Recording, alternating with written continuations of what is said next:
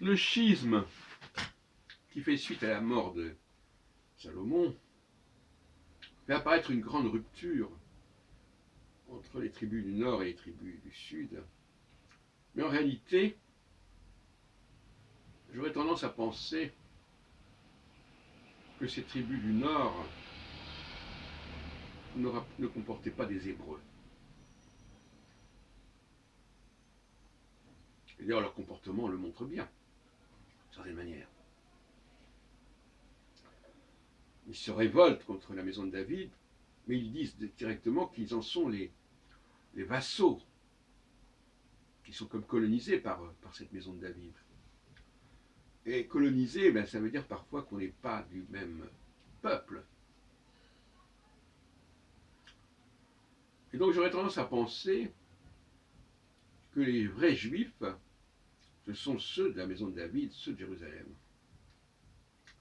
Et que les autres étaient déjà des convertis en quelque sorte, soumis à cette maison. Chrétiens, enfin chrétiens de façon de parler, mais population qui se serait adjointe, qui aurait rejoint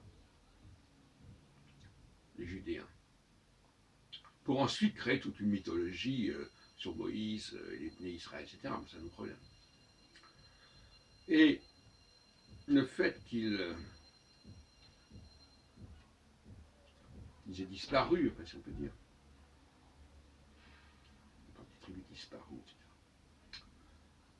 Cette histoire des tribus qui laisse croire que les peuples hébreux s'est divisé en 12 tribus, c'est très discutable de toute façon. D'ailleurs, on y voit une origine zodiacale, enfin, les 12, le 12, l'importance du 12, etc. C'est pas forcément une réalité. Donc, je dirais que l'histoire, finalement, aura montré, on peut dire que, aura séparé le bon grain de l'ivraie, de cette manière.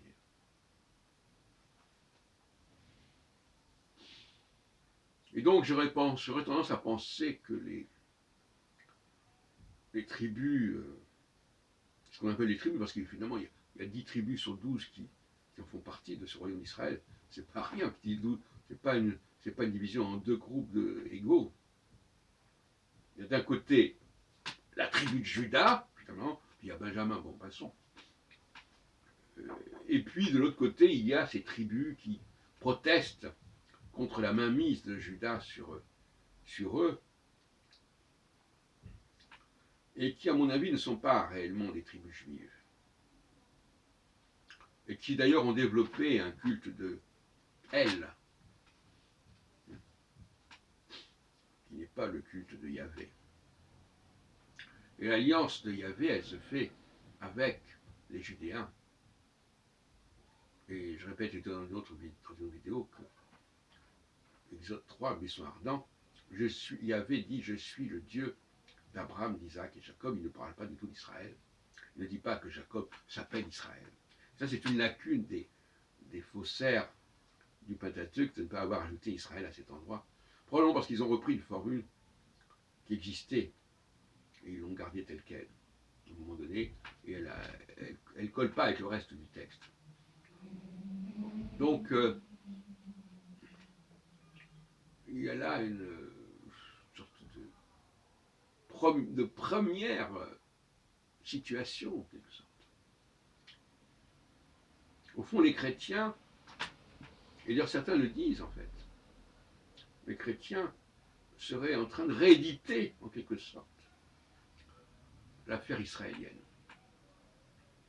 Et je crois avoir lu, d'ailleurs à un moment donné, Jésus dit, je suis revenu pour les brebis d'Israël.